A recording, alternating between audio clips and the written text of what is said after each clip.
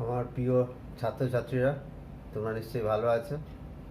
আজ আমি এসে গেছি ক্লাস 10-এর গণিত করাবো বলে। ক্লাস 10-এর আমি অ্যাক্টিভিটি টাস্কের প্রথম পার্টটা করে দিয়েছি আগের ভিডিওতে। যারা দেখোনি ভিডিওটি দেখে নেবে ক্লাস 10-এর। আজকে সেকেন্ড পার্ট, জুন মাসের অ্যাক্টিভিটি টাস্কের দুটো পার্ট ছিল। একটা 8টা প্রবলেম ছিল, সেটা করা হয়ে গেছে। আরেকটা পার্টে আছে 6টা প্রবলেম, সেই পার্টটা আজকে করাবো। তাহলে আমার জুন মাসের অ্যাক্টিভিটি টাস্কটা পুরোটাই সমাধান হয়ে যাবে। তাহলে শুরু করা যাক আজকের অ্যাক্টিভিটি টাস্ক পার্ট 2। তার প্রথম যে প্রবলেমটা আছে, যে বার্ষিক 8% সরল সুদের হারে কোনো মূলধনের n বছরের মোট সুদ PNR/25 টাকা হলে মূলধনের পরিমাণ কত হবে, এটা দেখে নাও। দেখো বার্ষিক সরল সুদে এটা লেখা আছে, বুঝতে পেরেছো? তাহলে আমরা প্রথমটা করছি।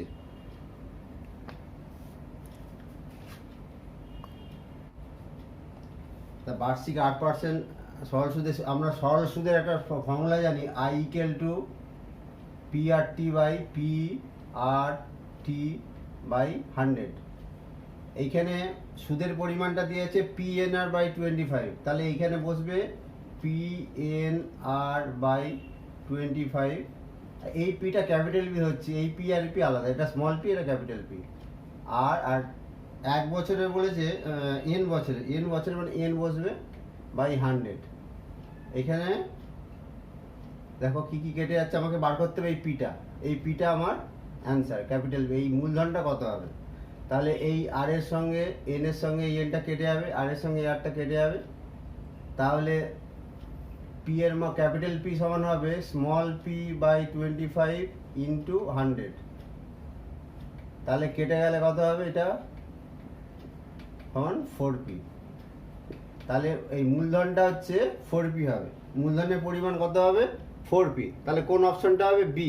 অ্যান্সারটা হবে বি এরটা। তোমরা বি এর অ্যান্সার হবে যেখানে লেখা আছে 4p, এইটা হচ্ছে অ্যান্সার হবে। তাহলে বি এরটা টিক মারবে, বিটা টিক মারবে। এ বি সি ডির মধ্যে বি এরটা তাহলে ঠিক হলো।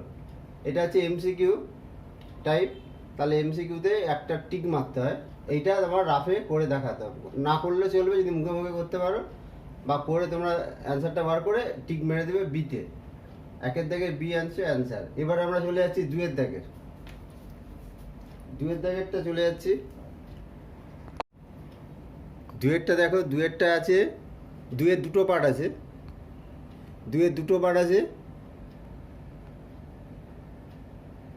দুটি লম্ব বৃত্তাকার চোঙের উচ্চতার অনুপাত 1:2, ভূমির পরিধির অনুপাত 3:4 হলে তাদের আয়তনের অনুপাত নির্ণয় করো। তাহলে এইটা আগে করবো 2-এর দাগের 1-এরটা।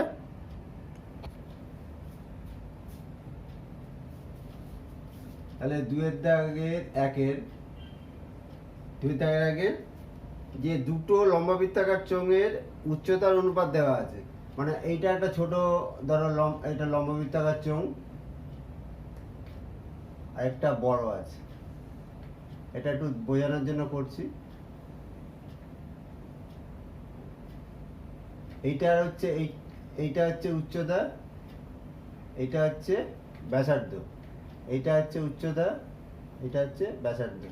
তাহলে দুটি চোঙের উচ্চতার অনুপাত, তাহলে এই উচ্চতা ধরো h1, এই উচ্চতা হচ্ছে h2, আর এই ব্যাসার্ধটা হচ্ছে r1, এই ব্যাসার্ধটা হচ্ছে r2। তাহলে এদের দেওয়া আছে উচ্চতার অনুপাত h1:h2, এইটা দেওয়া আছে 1:2, এবং ভূমির পরিধির অনুপাত, তাহলে ভূমির পরিধি এটা কত? 2πr1, এই ভূমির পরিধি হচ্ছে 2πr2। তার জানো ভূমির পরিধির ফর্মুলা হচ্ছে 2πr।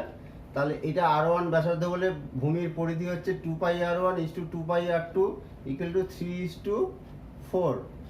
তাহলে 2π ক্যান্সেল, তাহলে r1:r2 দাঁড়ালো 3:4।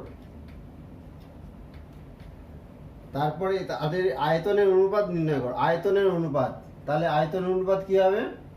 আয়তনের অনুপাত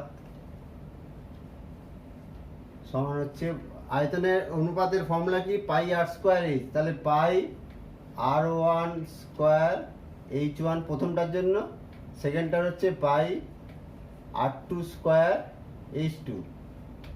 তাহলে এইটা পাই পাই কেটে গেল, তাহলে এটাই দিয়ে r one by r two square into h one by h two, এইভাবে এটা লিখলাম। তাহলে আর ওয়ান বাই আর টুর মান কত? 3/4। তাহলে 3/4 এটা square into h one by h টুর মান হচ্ছে 1/2, তাহলে হচ্ছে 9/16, নিচে হচ্ছে ইন্টু 2, তাহলে 9 কত হলো? 16 2 যা 32। তাহলে 2-1 আয়তনের অনুপাত হবে আর ওয়ান বাই আর টুর মান হচ্ছে 3/4, এখানে বসালাম, আর এইচ ওয়ান বাই এইচ টুর মান হচ্ছে 1/2, এখানে বসালাম। তাহলে এটা হলো 9:32। এটা তাহলে অ্যান্সার হলো 2-1। এবার 2-2 কি বলেছিল? একটি বৃত্তে দুটি জ্যা এ বি ও এসি পরস্পর লম্ব। একটা বৃত্তের মধ্যে, ধর এটা বৃত্ত, এইখানে একটা জ্যা এ বি আর একটা জ্যা হচ্ছে এসি, পরস্পর এ বি আর এসি। তাহলে এখানে এটা হচ্ছে এ হবে AC R A B, AC R AB পরস্পর লম্ব। এর মান দেওয়া আছে, এবির মান 4, এটার মান 4 সেন্টিমিটার, এইটার মান 3 সেন্টিমিটার। তাহলে আমরা এটা হচ্ছে সমকোণ হয়ে গেল, পরস্পর লম্ব, তাহলে এটা সমকোণ। এটা যদি যোগ করি, তাহলে এটা যেহেতু এটা 90 ডিগ্রি হয়ে গেছে, তাহলে এইটা হচ্ছে অর্ধবৃত্ত হয়ে গেল, কেননা অর্ধবৃত্তস্থ কোণই শুধু 90 ডিগ্রি হয়। তাহলে অর্ধবৃত্ত যখন হয়ে গেল, এইটা হচ্ছে ব্যাস হয়ে গেল। এটা কি হয়ে গেল? এটা ব্যাস, মানে এর মধ্যে কেন্দ্র আছে, এটা ব্যাস বেরিয়ে গেল। তাহলে আমরা পিথাগোরাসের উপপাদ্য অনুসারে এটা যদি সমকোণী ত্রিভুজ, তাহলে লিখতে পারি অতিভুজ স্কোয়ার ইকুয়াল টু লম্ব স্কোয়ার প্লাস ভূমি স্কোয়ার। তাহলে এটার মান হচ্ছে 4 square plus 3 square. 4 square plus 3 square কত? 16 প্লাস 9, তাহলে হচ্ছে 25। তাহলে দেয়ারফর এই বিসি ভাগ হচ্ছে √25 সমান হচ্ছে 5। তাহলে এইটা হচ্ছে ব্যাস হয়ে গেল। তাহলে ব্যাসার্ধ কত হবে?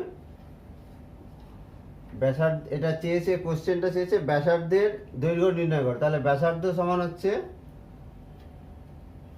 5/2 সমান 2.5 সেন্টিমিটার। তাহলে বৃত্তটির ব্যাসার্ধের দৈর্ঘ্য হচ্ছে 2.5 সেন্টিমিটার। তাহলে বোঝা গেল এই পরস্পর লম্ব বলে 90 ডিগ্রি বলে এটা হচ্ছে অর্ধবৃত্ত হয়ে গেল, কেননা অর্ধবৃত্তস্থ কোণই সর্বদা 90 ডিগ্রি হয়, সেই কারণে এটা ব্যাস হয়ে গেল। ব্যাস হয়ে গেলে আমি ব্যাসটা বার করলাম 5, তাহলে ব্যাসার্ধ হচ্ছে 5/2, কেননা ব্যাসার্ধ হচ্ছে ব্যাসের অর্ধেক, সুতরাং 5/2 হবে, 2.5 সেন্টিমিটার। তাহলে 2-এর 1 আর 2 দেখা যাচ্ছে, 1 আর 2 তোমরা দেখে নাও। এরপরে চলে যাচ্ছে 3 নম্বরে প্রবলেমে। 3 নম্বর প্রবলেমটা দেখা যাচ্ছে, কোনো মূলধনের 2 বছরের সরল সুদ ও চক্রবৃদ্ধি সুদ যথাক্রমে 8400 ও 8652 টাকা হলে মূলধন ও বার্ষিক সুদের হার নির্ণয় করো। তাহলে এটা একটু বোঝানোর ব্যাপার আছে, তিনেরটা একটু বোঝাচ্ছি।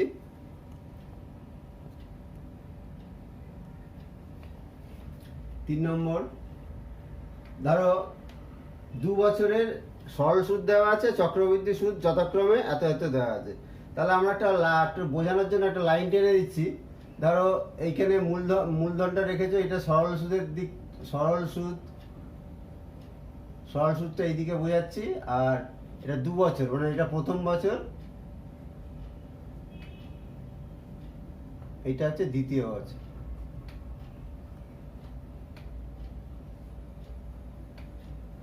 তাহলে প্রথম বছরে সরল সুদ একটা মূলধন মানে পি একটা মূলধন রেখেছি, এটা মূলধন, এটা হচ্ছে চক্রবৃদ্ধি সুদ। চক্রবৃদ্ধি সুদটা হচ্ছে এইদিকে। প্রথম বছরের ক্ষেত্রে টোটাল এই 2 বছর মিলিয়ে সরল সুদটা হচ্ছে পুরো 8400, আর এই চক্রবৃদ্ধি সুদ হচ্ছে 8652। প্রথম বছরে যে মূলধনটা রেখেছি তাহলে তার হচ্ছে সুদ কত, সরল সুদ কত পাবো, এই 2 বছরের জন্য 8400, তাহলে প্রথম বছরে পাবো 4200 অর্ধেক, আর দ্বিতীয় বছরে সরল সুদ পাবো 4200 টাকা।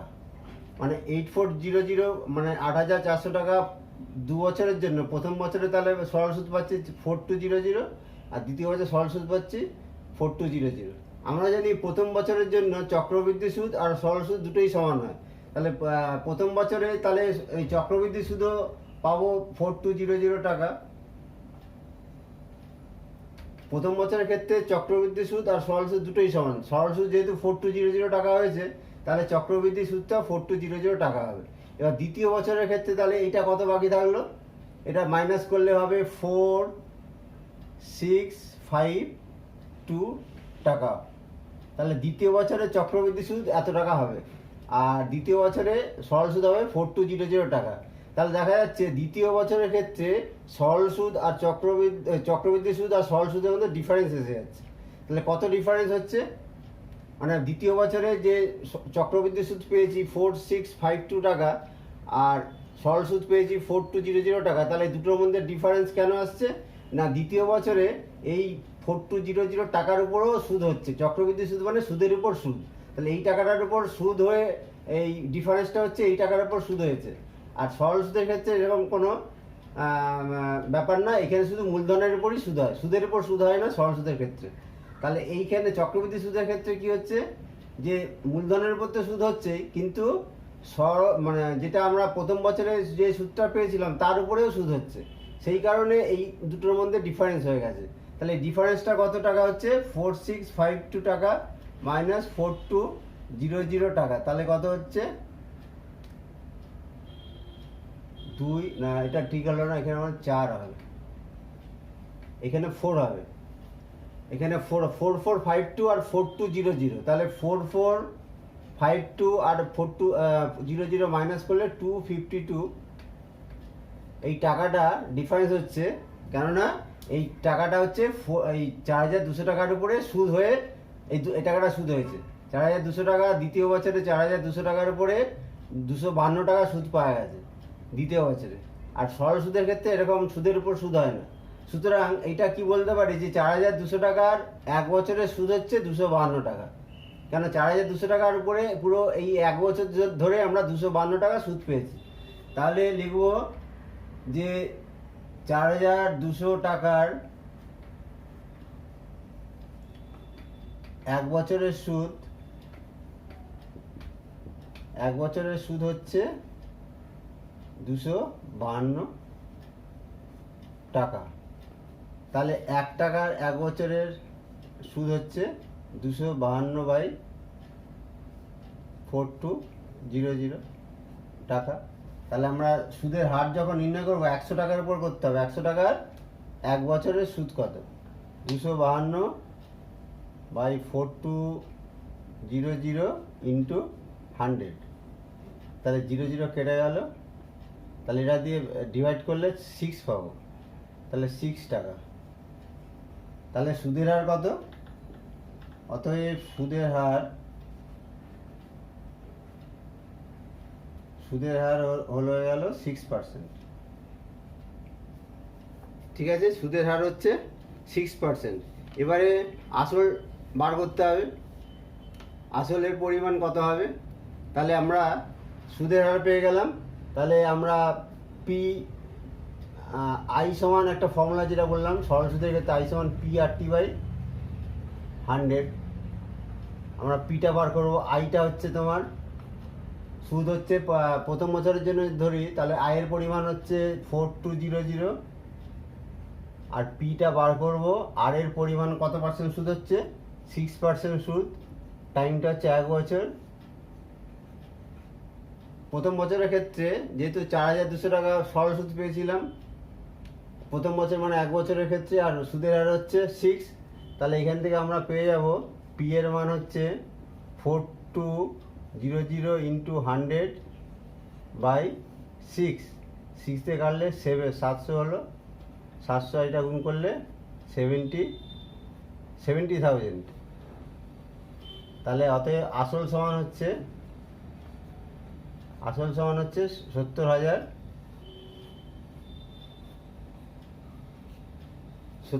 টাকা। তাহলে বোঝা গেল তিনেরটা। আমরা একটু বলে দিচ্ছি যে মোট চক্রবৃদ্ধি সুদ ছিল 4652 টাকা, আর মোট সরল সুদ ছিল 8400 টাকা।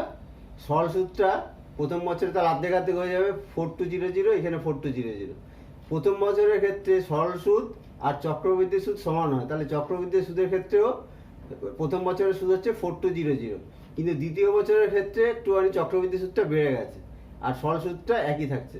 তাহলে এইটা কেন বাড়ছে না, চক্রবৃদ্ধি সুদের ক্ষেত্রে সুদের উপরেও সুদ হয়, তাহলে এই টাকাটার উপরে সুদ হয়ে এই টাকাটা হয়েছে, মানে এই টাকাটার উপরে কত সুদ হয়েছে, তাহলে এটা থেকে এটা মাইনাস করলে 252 টাকা। তাহলে এই টাকাটার উপর সুদ পাওয়া গেছে 252 টাকা। তাহলে এইটা কত বছর ধরে পাওয়া গেছে সুদটা? 1 বছর ধরে। তাহলে 4200 টাকার 1 বছরের সুদ হচ্ছে 252 টাকা, 252 টাকা। তাহলে এক টাকার কত? 100 টাকার কত? তাহলে এইটা হচ্ছে সুদের হার করতে গেলে 100 টাকার 1 বছরের সুদ কত? 100 টাকার 1 বছরের সুদ 6 টাকা, সুতরাং সুদের হার হচ্ছে 6%। এবার প্রথম বছরের ক্ষেত্রে দেখা যাচ্ছে একটা আসলে সুদ পেয়ে গেছি 4200, পিটা জানা নেই, আসলটা জানা নেই, কিন্তু সুদের হারটা পেয়ে গেছি 6, আর প্রথম বছরের ক্ষেত্রে 1 আর এখানে 100, তাহলে এখান থেকে বের হলো পি এর মান 70,000 টাকা। তাহলে তিনেরটা হয়ে গেল। এরপরে যাচ্ছি আমরা চারেরটায়। চারটা দেখো, যদি ax² + bx + c = 0 দ্বিঘাত সমীকরণের বীজদ্বয়ের অনুপাত 1:4 হয়, তবে দেখাও যে r+1² = b²/ac। তাহলে বীজদ্বয়ের অনুপাত হচ্ছে 1:r। বোঝা গেল?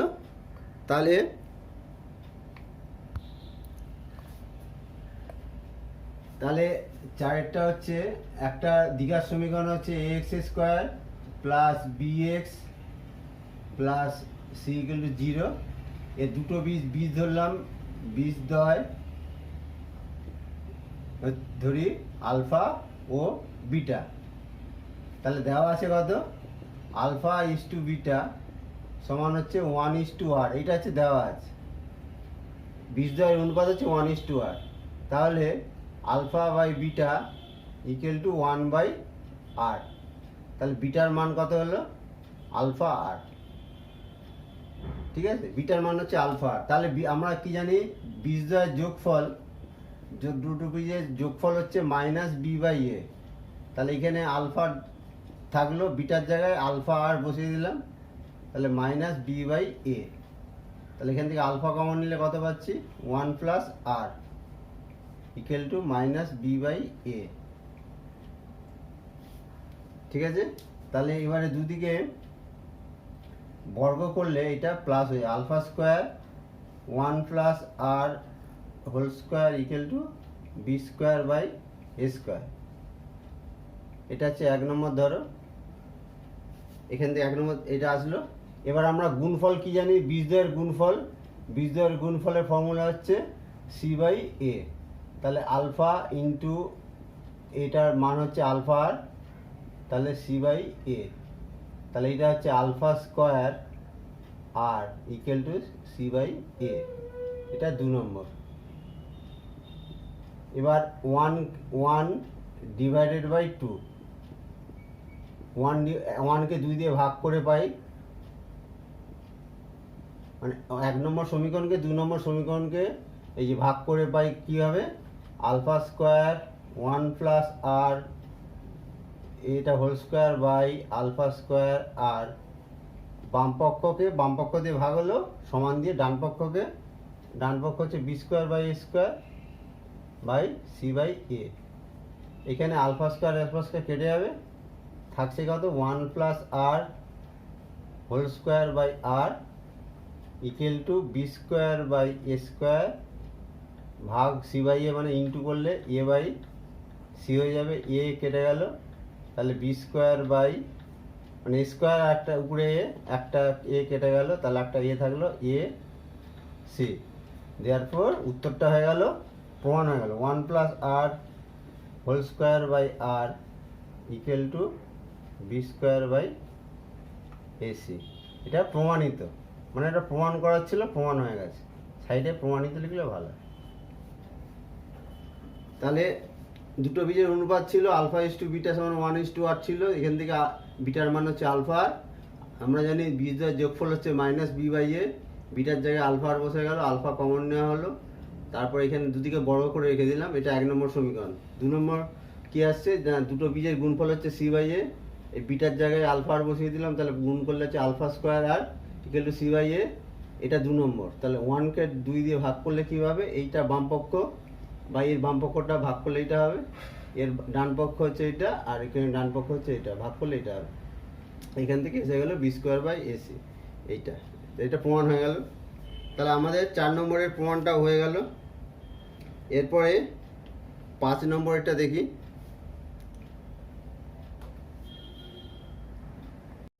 5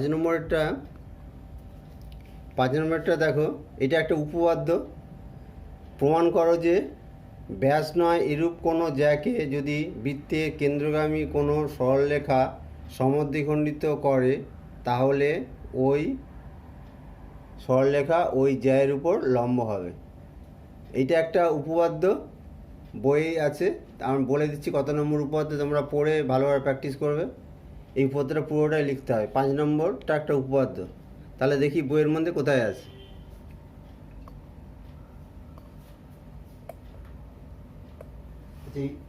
এই উপপাদ্যটা 60 পেজ। 5 নম্বরে হচ্ছে উপপাদ্য নাম্বার হচ্ছে 33। উপপাদ্য নাম্বার হচ্ছে 33, আর পেজ নাম্বার হচ্ছে, এটা পেজ নাম্বার হচ্ছে 60। তাহলে এই 60 পৃষ্ঠায় 33 নম্বর উপপাদ্যটা পুরোটা ভালো করে পড়ে ছবিটা পেন্সিল দিয়ে আঁকতে হবে সুন্দরভাবে, বৃত্তটা আঁকবে, প্র্যাকটিস করবে ভালো করে, ওইটা পুরোটাই লিখতে হবে। এটা পুরোটাই লিখতে হবে, সেই জন্য এটা করে দিচ্ছি না, বইয়ের মধ্যে পুরোটাই পেয়ে যাবে। ভালো করে বুঝতে হবে এই এটা, মানে তাও বুঝিয়ে দিচ্ছি একটু, সেটা ভালো করে ফেয়ার করে করবে যে একটা কেন্দ্র থেকে একটা জ্যার উপরে লম্ব প্রমাণ করতে হবে। এটা একটা এবি জ্যা ছিল, এর উপরে এর মধ্যবিন্দুতে একটা মানে এই এবির মধ্যবিন্দু আর কেন্দ্র যোগ করা হয়েছে, প্রমাণ করতে হবে যে ওডিটা এবির উপর লম্ব। এই এবিকে সমদ্বিখণ্ডিত করেছে এই রেখাটা, তাহলে সমদ্বিখণ্ডিত করা মানে এটা সমান দুভাগে ভাগ হয়েছে, মানে এডি সমান ডিবি সমান দুভাগে ভাগ করেছে। প্রমাণ করতে হবে যে ওডি এবির উপরে লম্ব, এটা প্রমাণ করতে হবে। ওডি রেখাটা এবির উপরে লম্ব, তাহলে এই দুটো যোগ করে দিতে হবে। এই যোগ করে দুটো ত্রিভুজ হয়ে গেল, দুটো ত্রিভুজ সর্বসম দেখাতে হবে। কীভাবে দেখাবো না, এই বাহুটা সমান এই বাহুটা আগেই দেওয়া আছে, এইটা হচ্ছে সাধারণ বাহু, এইটার সঙ্গে এইটা সমান, এইটার সঙ্গে এইটা সমান, আর এইটা ওডিটা হচ্ছে সাধারণ বাহু। তাহলে বাহু এই মানে এটা সর্বসমের যে নিয়ম, 3টে বাহুই সমান হয়ে গেল, সেটা থেকে প্রমাণ করা যায় দুটো ত্রিভুজ সর্বসম। সেই কারণে এই কোণ আর এই কোণ লম্ব, মানে এই কোণ সমান হয়ে গেল। তাহলে এই একটা রেখার উপর একটা রেখা দণ্ডায়মান হওয়ার ফলে এই দুটো কোণ যদি সমান হয়, তাহলে প্রতিটা কোণই 90 ডিগ্রি হবে, কেননা এটা পুরোটা হচ্ছে 180 ডিগ্রি। তাহলে এই কোণ আর এই কোণ সমান, আর পুরোটাই হচ্ছে 180, তাহলে এইটা 90 হবে, এইটাও 90 হবে। সেই কারণে এই রেখাটা এর উপরে লম্ব হয়ে যাবে। ঠিক আছে, এই কোণ সমান, আর প্রতিটা কোণ 90 হতে হবে, কারণ না হলে এইটা 180 হবে না। তাহলে এটা একটা সরলরেখা, তো এটা 180, তাহলে এইটা 90, এটা 90, সেই কারণে ওডিটা এবির উপর লম্ব। এইভাবে পড়া আছে, এটা ভালো করে বুঝে নেবে, বইয়ের মধ্যে আছে, তোমরা এটা পড়ে এটা ভালোভাবে প্র্যাকটিস করে এটা লিখে নেবে। তাহলে আমরা চলে যাচ্ছি 6 নম্বরে। 6 নম্বরটায় দেখো, 6 নম্বরে কি লেখা আছে, একটি লম্ববৃত্তাকার চোঙের উচ্চতা উহার ব্যাসার্ধের দ্বিগুণ যদি উচ্চতা 6 গুণ হতো তবে চোঙটির আয়তন 539 ঘন ডেসিমিটার বেশি হতো। চোঙটির উচ্চতা কত নির্ণয় করতে হবে। তাহলে দেখা যাক। তা 6 নম্বরে, একটি লম্ববৃত্তাকার চোঙের জানো এইভাবে ছবি যদি আঁকো এইভাবে, তাহলে এইখানে দেওয়া যদি ব্যাসার্ধ, এটা ব্যাসার্ধ, এটা হচ্ছে উচ্চতা, যদি দুটো কন্ডিশন আছে, তাহলে একটা হচ্ছে ব্যাসার্ধের উচ্চতা ব্যাসার্ধের দ্বিগুণ, যদি উচ্চতা h সমান ব্যাসার্ধের দ্বিগুণ মানে 2r হয়, তবে আয়তন কত হবে।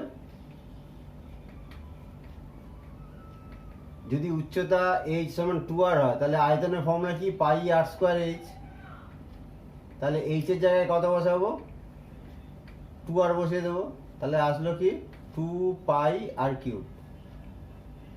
যদি উচ্চতা ব্যাসার্ধের দ্বিগুণ হয় তাহলে এই আয়তনটা হবে এত ঘন ডেসিমিটার, এই ডেসিমিটার দিয়ে দেওয়া আছে ঘন ডেসিমিটার।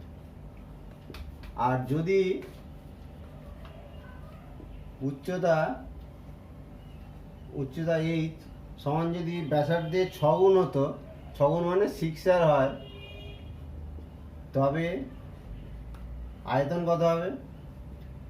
তবে আয়তন সমান হচ্ছে, ফর্মুলা আছে পাই r স্কোয়ার h, পাই r স্কোয়ার, আর h এর মান হচ্ছে 6r, তাহলে 6 পাই r কিউব ঘন ডেসিমিটার হবে। তবে আয়তন হচ্ছে এত ঘন ডেসিমিটার। যদি দ্বিগুণ হয় আয়তন এত, আর যদি 6 গুণ হয়, উচ্চতা যদি ব্যাসার্ধের 6 গুণ হয় তাহলে আয়তন হচ্ছে এত।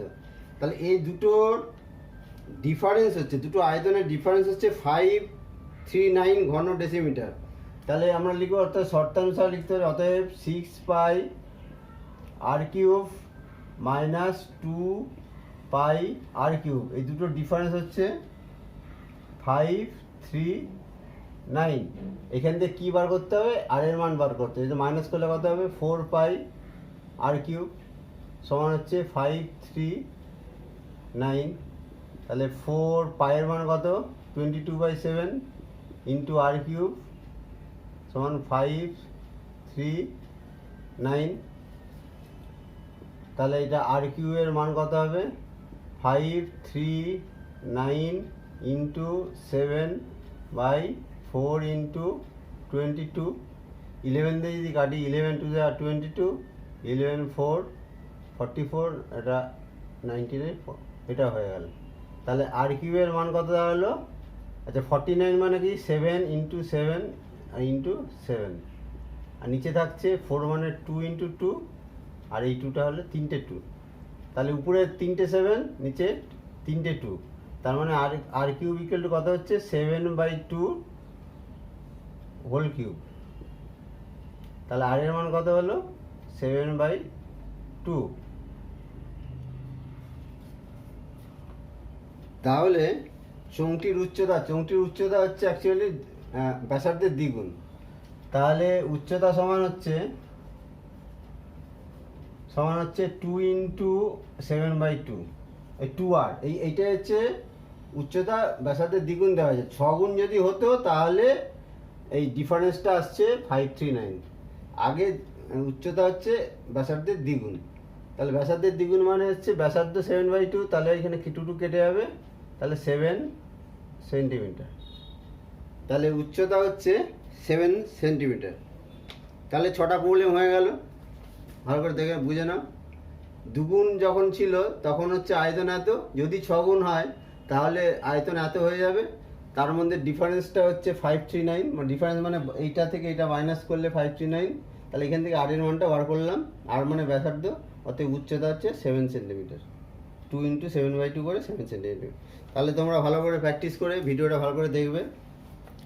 আর আমি ম্যাথটা করে দিচ্ছি মানে তোমাদের এই নয় যে তোমরা পেরে যাবে, তোমরা এটা দেখে আরও ভালোভাবে প্র্যাকটিস করবে, করে ফেয়ার কাগজে এইগুলো দুটো পার্টি একসাথে, দুটো পার্ট দুটো পেজে করবে, করে পিন আপ করে বিদ্যালয়ে অবশ্যই জমা দেবে। এটা তোমাদের ভবিষ্যতের নির্ভর করছে, এর উপরে ভবিষ্যৎ নির্ভর করছে। এইভাবে প্রতিটা বিষয় জমা দেবে, শুধু এই নয় যে শুধু গণিত জমা দিলাম, প্রতিটা বিষয়ে অ্যান্সার করে ভালোভাবে জমা দেবে। জুলাই মাসে আবার অ্যাক্টিভিটিটা শেষ হয়ে গেছে, অবশ্যই পেয়ে যাবে তোমরা। সেটা পেয়ে গেলে আমি আবার সলভ করে দেবো, তোমরা বাড়িতে প্র্যাকটিস করে সেইগুলো জমা দেবে আগস্ট মাসে। তাহলে আজ এই পর্যন্তই। পরবর্তী সময় আমরা বিষয় মানে বইয়ের বিভিন্ন অধ্যায় করাবো। ক্লাস 10-এর যে অধ্যায়গুলো বইয়ের মধ্যে আছে, অনেক অধ্যায় আছে, সেইগুলো পরপর করাবো। তাহলে আজকের মতো এখানেই শেষ করছি।